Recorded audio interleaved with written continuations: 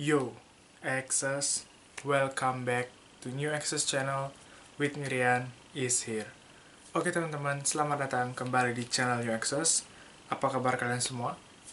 So teman-teman, jadi di video kali ini kita akan membahas konten NASCAR lagi, yaitu New Access Scary.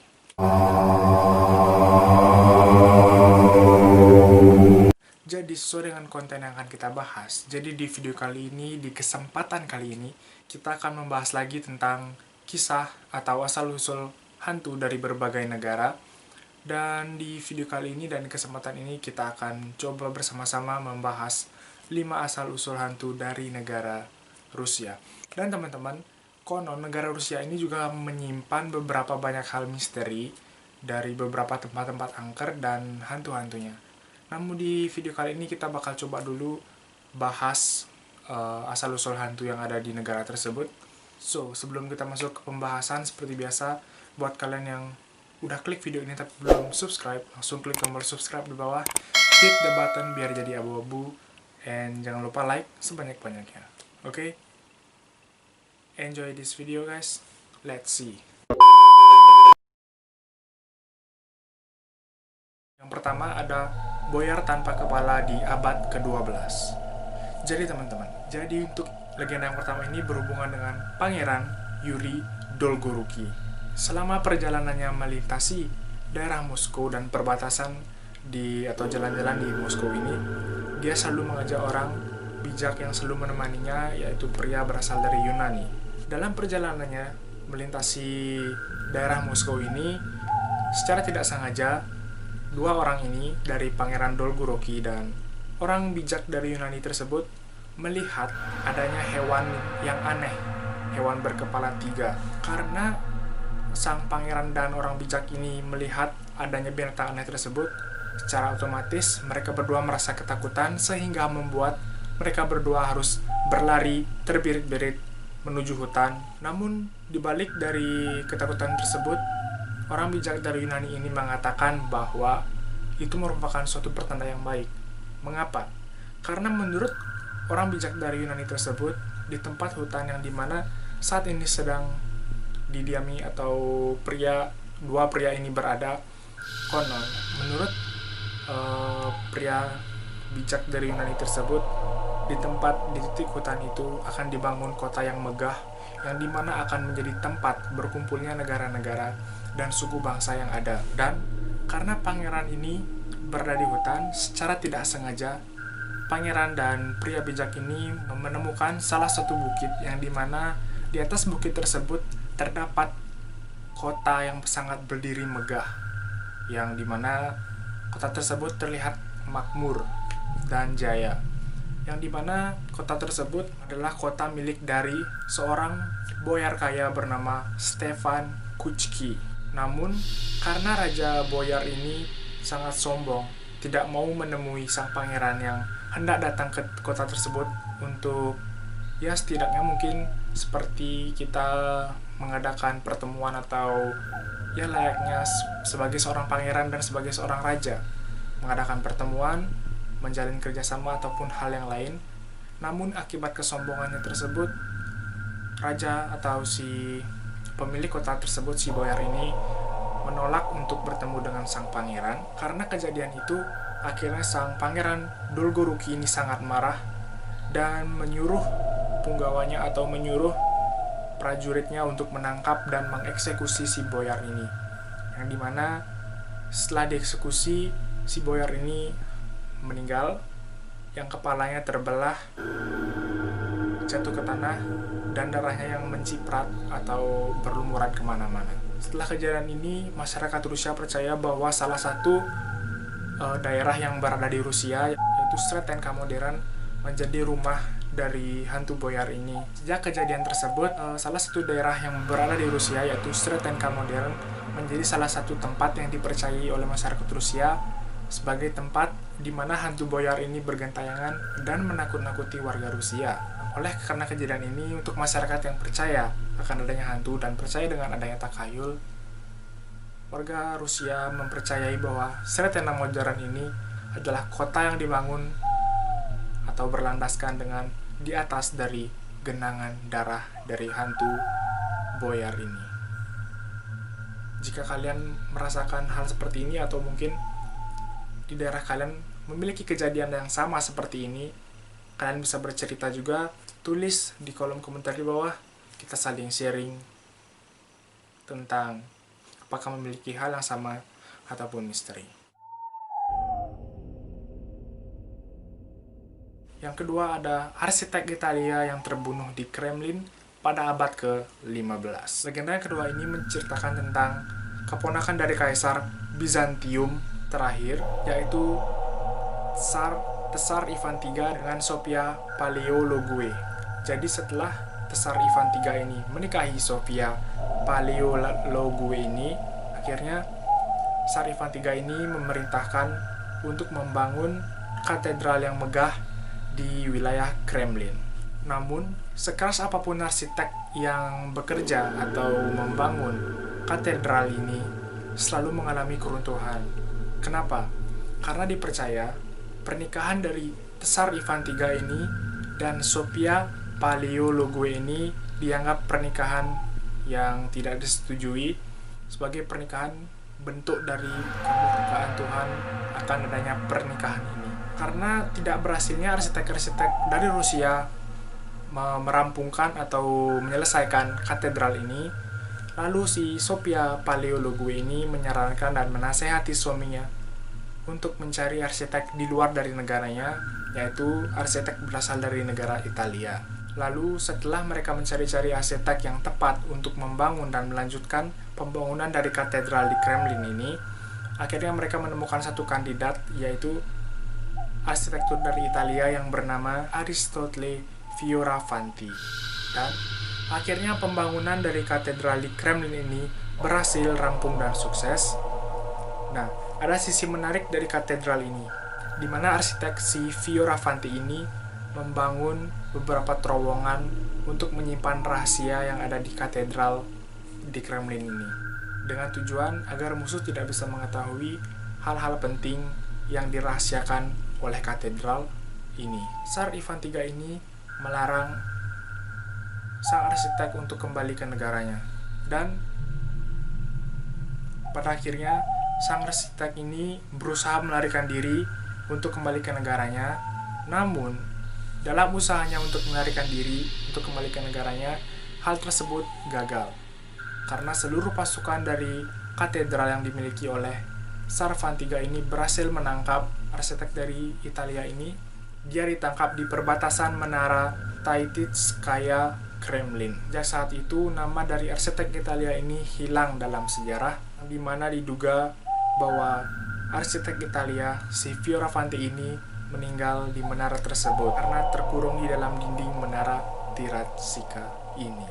Dan sampai saat ini, para pemimpin Rusia selalu melihat hantu Fioravanti ini sebelum terjadinya hal-hal yang mengerikan. Apakah jika hantu Fioravanti ini muncul, maka akan terjadi hal-hal yang mengerikan?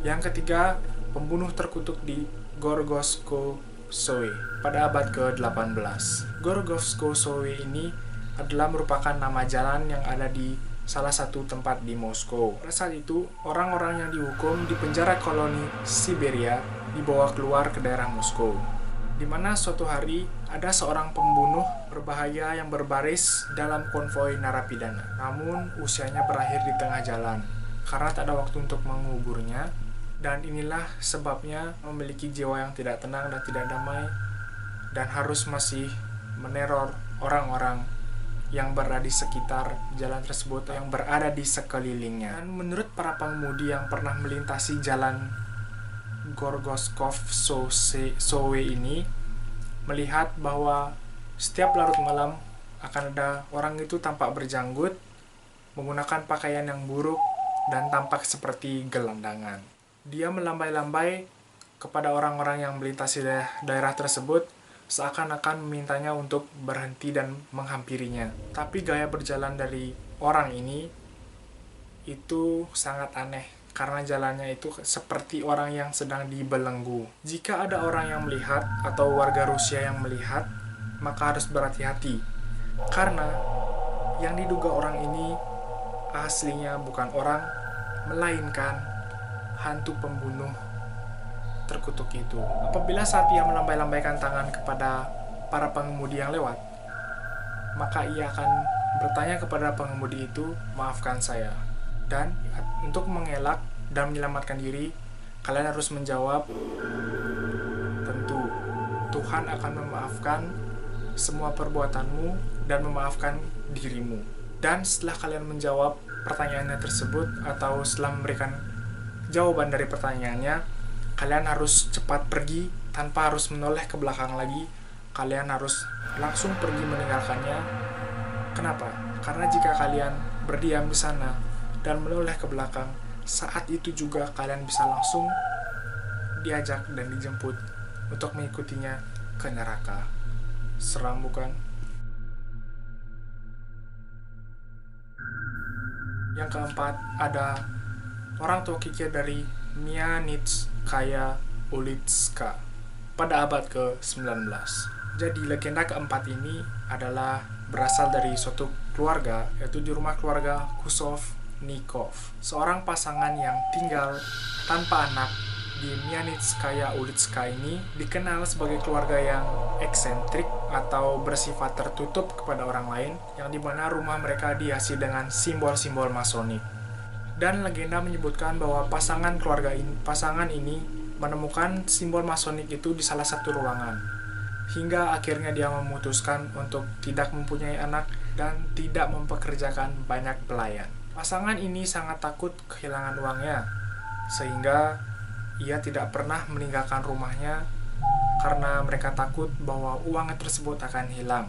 Dan pada akhirnya mereka harus benar-benar pergi meninggalkan rumah, dan mereka menyimpan kekayaan mereka di perapian. Dan selama ditinggal, hanya ada satu pelayan yang menunggu di rumah dan menjaga rumahnya. Ketika pasangan ini kembali, mereka melihat semua uangnya habis terbakar karena perapian. Alasannya, karena pelayan yang menjaga rumahnya tersebut merasa kedinginan, sehingga ia harus menyalakan api. Dan seketika pada saat itu, istri dari pasangan ini meninggal di tempat, dan sang suami menjadi gila dan lama-kelamaan meninggal dunia untuk menyusul sang istri. Dan menurut orang-orang di Moskow, biasanya mereka bisa melihat ada seorang pria tua berjenggot abu-abu menggunakan mantel yang sangat lusuh, dan apabila ada orang yang lewat, mereka akan bertanya, "Di mana uang saya?"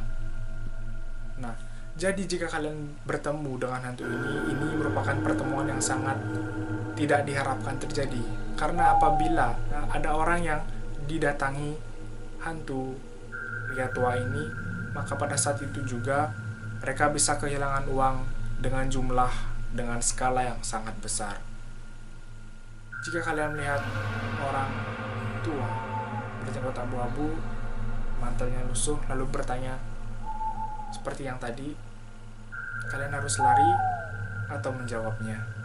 Komen di bawah. Yang terakhir ada arwah pendendam di Metro Moskow abad ke-20. Ada banyak cerita legenda mengenai tentang Metro Moskow ini.